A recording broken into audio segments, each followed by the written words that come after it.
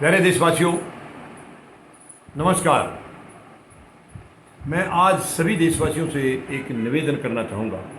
आज देश में एक माहौल चल रहा है, यानी सेनाओं के लिए ऐसा माहौल पहले कभी नहीं हुआ था। देखिए, हमारा देश जो बाहरी जो खतरे से है वो सेनाएं रक्षा करती हैं, और केवल बाहरी से नहीं, कई बार देश के अंदर जो हालात होते हैं उनकी भी रक्षा सेनाएं करती हैं।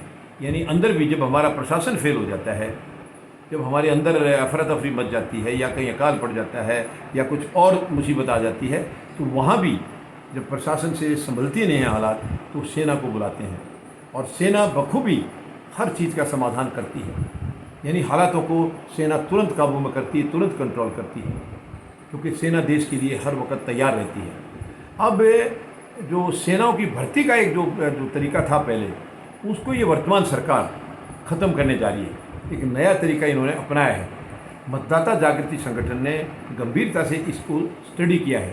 ये जो कंसेप्ट लेके आई है सरकार, इसको गंभीरता से स्टडी किया है, और ये महसूस किया गया है जो शर्तें ये लागू कर रहे हैं कि इससे हमारी सेनाएं कमज़ोर होंगी।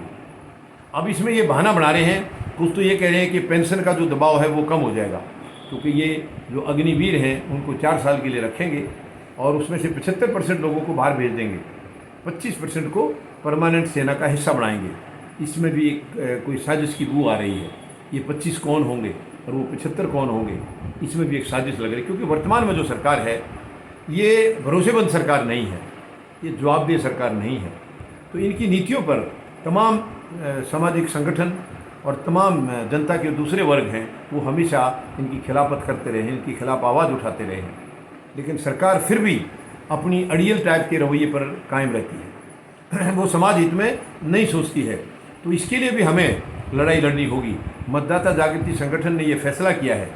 कुछ राजनीतिक दल हैं जो बिल्कुल ईमानदारी से काम कर रहे हैं, और उनका भी मकसद है कि वो सरकार की इस नीति का विरोध करें और सरकार को मजबूर करें कि इस नीति को तुरंत बदलें, इसको ख़त्म करें। जो पहले का जो हमारा जो एक ढांचा था सेना में भर्ती का, उसी को कायम रखें। हाँ, मैं मानता हूँ सेनाओं के अंदर बदलाव की ज़रूरत है। तो बदलाव हम टेक्निकल जो उनकी जो अंदरूनी जो ढांचा है उसको इम्प्रूव करें, टेक्नोलॉजी को बढ़ावा दें, काम करने के तरीके को बढ़ावा दें, आर्म्स एम्युनिशन हमारे और आधुनिक तरीके के हों। तो जो भी है हमारे, वो सब आधुनिकीकरण उसके अंदर हम जरूर करें, लेकिन ये नहीं है कि हम उसको कमज़ोर कर दें, क्योंकि ये जो जिस तरीके से कर रहे हैं, वो 4 साल के बाद जो बच्चे आएंगे उनको कोई पेंशन नहीं होगी। वो अपने आप को भूतपूर्व सैनिक भी नहीं मान सकते हैं, भूतपूर्व सैनिक कहलाने का भी उनका हक नहीं है। तो क्या उनका मुराद रहेगा, क्या उनका मूड रहेगा, और वो समाज में आकर के क्या दिशा पकड़ेंगे, कैसे उनके विचार रहेंगे, ये कहना बहुत मुश्किल है, बहुत मुश्किल है। अब हालांकि कई जगह सुनने में तो ये भी आ रहा है कि हो सकता है ये कहीं आरएसएस की फ़ौज तैयार कर रहे हों। अब वो जो भी होगा वो राजनीतिक मामला है, हम उस तरफ ज़्यादा गंभीरता से नहीं जाएंगे। लेकिन जो भी है, हम देश के नागरिक हैं, हम सामाजिक संगठन हैं, हम समाज के लिए काम कर रहे हैं। तो समाज में जो सबके ऊपर असर होगा जिस बात का, उसकी चिंता तो स्वाभाविक है, हमें भी उसकी चिंता है। हमें इस चिंता को गंभीरता से लेना होगा। और बाकी हम कई संगठनों से हमारी मुलाकात हुई है, उनसे बातचीत की है हमने, और सबका यही है कहना कि हम देश के ढांचे को कमज़ोर होता नहीं देख सकते। इससे संघीय ढांचा कमज़ोर हो जाएगा, क्योंकि जब हमारी सेना कमज़ोर होगी तो देश किसके भरोसे टिकेगा। सेनाएं कमज़ोर होंगी तो हमारा संघीय ढांचा कमज़ोर हो जाएगा, जो कि दुर्भाग्य होगा देश का। तो हमें जितने और कई हमारे जो जिनसे अपने विचार विमर्श हमारे चले हैं, सब ने यही बात कही है कि नहीं, हम सब सामाजिक संगठनों को एक साथ आना होगा, और एक साथ आकर के हमें सरकार को ये ज्ञापन देना होगा, उनके जो नीतियों का विरोध करना होगा तरीके से। हम तरीके से करेंगे। और मैं ये भी मतदाता जागृति संगठन की तरफ से तमाम युवाओं को भी एक निवेदन करता हूँ, अपील करता हूँ, आपका विरोध करना अधिकार है, बिल्कुल अधिकार है, संवैधानिक अधिकार है। कोई भी चीज़ गलत आपको लगती है, आप उसका विरोध करिए, लेकिन उसके अंदर तोड़ फोड़ और कोई शरारत, ये मारपीट, ये सब ना हो। क्योंकि हम जो भी तोड़ फोड़ करते हैं वो हम अपनी चीज़ को नुकसान पहुँचाते हैं, वो हमारी चीज़ है। ये राजनीति वालों की कोई चीज़ नहीं है, ये देश की चीज़ है, देशवासियों की चीज़ है। ये हमारे पैसे से बनी है, हमारी मेहनत से बनी है, उसको हम खराब ना करें।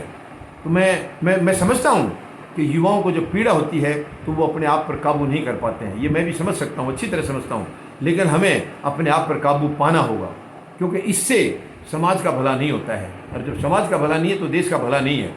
हम युवाओं की जो आगे आने वाली जो दशा है उसके बारे में हम चिंतित हैं, हमें उसकी चिंता है, और उसके लिए हम लगातार प्रयास कर रहे हैं कि देश में कुछ भी गलत ना होने दिया जाए। जो भी हमारे मतलब युवाओं के खिलाफ जो चीज़ जाएगी तो वो समाज के खिलाफ है, समाज के खिलाफ है तो देश के खिलाफ है। तो हम कोई भी अन्याय युवाओं के साथ नहीं होने देंगे, ये मैं आपको विश्वास दिला रहा हूँ। हम मजबूती से इस लड़ाई को लड़ेंगे, और बाकी भी तमाम जो समान विचारधारा के संगठन हैं उनके साथ हमारी तकरीबन सभी से बातचीत हो चुकी है, कईयों से मुलाकात भी हो चुकी है, और हम इसको और मजबूत करेंगे, इस ढांचे को और मजबूत करके जितनी भी गलत नीतियां हैं समाज के, और हम ये भी कोशिश कर रहे हैं एक ऐसा ग्रुप हम बनाएंगे सभी मिल करके जिसमें सभी सामाजिक संगठनों के प्रतिनिधि होंगे, और वो हमेशा सरकार की नीतियों के ऊपर नज़र रखेंगे, क्योंकि बजाय बाद में लड़ाई लड़ने के हम कोशिश करेंगे उसको इनिशियल स्टेज पर ही, शुरू में ही सरकार को चेता दिया जाए कि ये समाज हित में नहीं है, और जो चीज़ समाज हित में नहीं है वो देश हित में नहीं है। तो सरकार को ऐसा कुछ भी करने का अधिकार नहीं है जो देश हित में नहीं है। वो जो देश के खिलाफ है वो तो देशद्रोह है। तो जो हमें वही करना है जो हमारे देश को मजबूत करने में आगे मदद करे। इसके अलावा हम देश को कमज़ोर करने की तरफ कोई कदम बढ़ाएंगे या जो भी बढ़ाएगा उसको हम बिल्कुल ताकत के साथ उसको रोकेंगे, हम भाई उसको रोकेंगे, उसको आगे नहीं जाने देंगे, क्योंकि हमारा धर्म है ये, सामाजिक संगठनों का धर्म यही है। क्योंकि देखिए, अगर ईमानदारी से राजनीतिक दल काम करते हैं तो भी समाज का काम भी है, सामाजिक संगठनों का काम है सरकार की मदद करना, सरकार के सकारात्मक नीतियों का उनका सहयोग देना। लेकिन दुर्भाग्य से आज राजनीतिक दलों में या सरकारों में जो मतलब सकारात्मक चीज़ें बहुत कम देखने को मिल रही हैं, नकारात्मक चीज़ें ज़्यादा पनपती जा रही हैं। तो हमें इन नकारात्मक बातों का विरोध करना होगा। नकारात्मक चीज़ें अगर आएंगी, हमारे जीवन का हिस्सा बनेंगी, तो हम डेवलपमेंट नहीं कर पाएंगे, अपने युवाओं का हम डेवलपमेंट नहीं कर पाएंगे। जो प्रतिभाशाली जो बच्चे हैं उनको हम आगे नहीं बढ़ा पाएंगे, और उनको आगे नहीं बढ़ाएंगे तो देश मजबूत कैसे होगा। तो हमारा ये पूरी तरह से मानना यही है कि हम समाज को, सामाजिक संगठन को, जितने भी है हमारा सामाजिक जो ढांचा है उसको हम पूरी तरह से मजबूत करें, इतना मजबूत करें कि जो सरकार अच्छे काम करती है उनको हम साथ दें, उसको बढ़ावा दें, उसको मदद करें, पूरी समाज तक, पूरे एक एक आदमी तक उस बातों को लेके जाएं, और जो गलत चीज़ें हैं उसका हम विरोध करें, विरोध करके और उनको मजबूर करें कि जो समाज हित में नहीं है वो हम सरकारों को बिल्कुल नहीं करने देंगे। ये चीज़ें हमें इंश्योर करना होगा, इसको हमें बिल्कुल ये मान करके चलना होगा कि हमारा ये फ़र्ज़ बनता है, हमारा प्राथमिकता हमारी यही है कि हमारे समाज से बुराइयाँ ख़त्म हो, गंदगी ख़त्म हो, और युवा हमारे बहुत मजबूत बने, उनकी सोच अच्छी हो, काम करने का तरीका अच्छा हो। ये हमें ये सोच करके चलना होगा, और सरकारों की जो नीतियां हैं उसके ऊपर हमें एक नज़र हमेशा रखनी होगी, क्योंकि ज़्यादातर सरकारें सही नीति नहीं बनाती, वो गलत नीति बनाती हैं जो कि देश के लिए वो दर्द पैदा करती हैं। तो हमें इन चीज़ों से पहले से आगाह रहना होगा, पहले से इन चीज़ों को देख करके चलना होगा कि समाज में कोई भी चीज़ ऐसी ना पनपे, कोई भी चीज़ सरकारों की तरफ से ऐसा एक्शन ना हो जो हमारे सामाजिक ढांचे को कमज़ोर करता हो, जो हमारी बहन बेटियों को कमज़ोर करता हो। हमें बहन बेटियों को भी मजबूत करना है, उनको भी समाज में बराबरी का जो है दर्जा देना है, क्योंकि बहन बेटियां हमारी कहीं भी कम नहीं हैं, किसी से भी कम नहीं है, पुरुषों से कहीं भी कम नहीं है, ये पुरुषों से आगे हैं। तो उनको पीछे क्यों रखा जाए, उनका बराबर का अधिकार है। तो हम अपनी बहन बेटियों के लिए भी काम करें, उनको मजबूती से, उनकी शिक्षा में भी कोई कमी नहीं आनी चाहिए। कई जगह कई परिवारों में ये सुनने का आया है कि वो बेटियों को कम पढ़ाते हैं। मैं निवेदन करूँगा, हमारी बेटियाँ जितनी पढ़ेंगी उतनी देश तरक्की करेगा। तो कृपया उस तरफ भी ध्यान दें, और हमें अपने समाज को मजबूत करना है। धन्यवाद।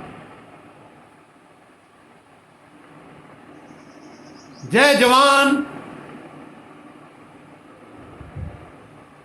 जय किसान, जय हिंद।